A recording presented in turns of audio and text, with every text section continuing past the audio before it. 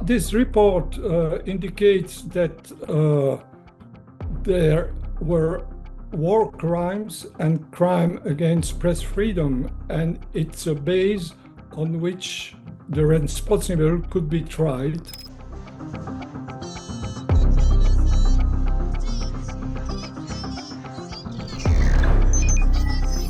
Well, as I say several times, Israel imposed censorship in Gaza, forbidding foreign journalists to witness what they did and killing journalists in Gaza who reported about the facts which occurred there. And what is extraordinary that there were much more journalists killed in Gaza compared to the war in Ukraine, for instance. We can only denounce these facts as journalists' organizations because we have no political power, and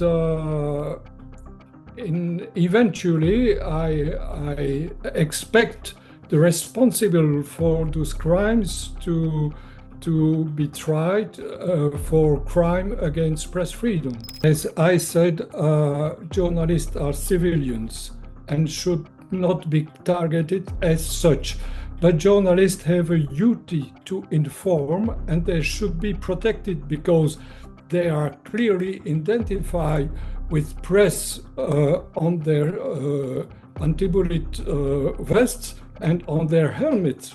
So when they are killed, they are deliberately killed. They are targeted as journalists because the killers don't want them to report about the facts. I don't think it was impossible for Israel to silence journalists, because when journalists were killed, other journalists take the floor to report about it. And meanwhile, Al Jazeera reported about it, and also other televisions and media in the world. So I think the world has witnessed it. The problem is journalist organizations can denounce it, but have no political power to bring the responsible in a court. And you know that the international court has issued warrant arrest against Mr. Netanyahu and his Minister of Defense, as well as the leader of Hamas. But if countries don't obey this arrest warrants, it's a question of time, I think.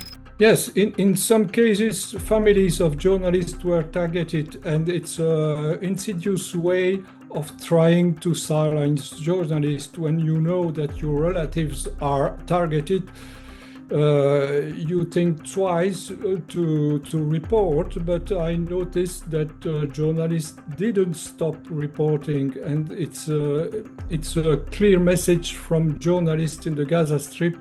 They did want the world to know what happened there.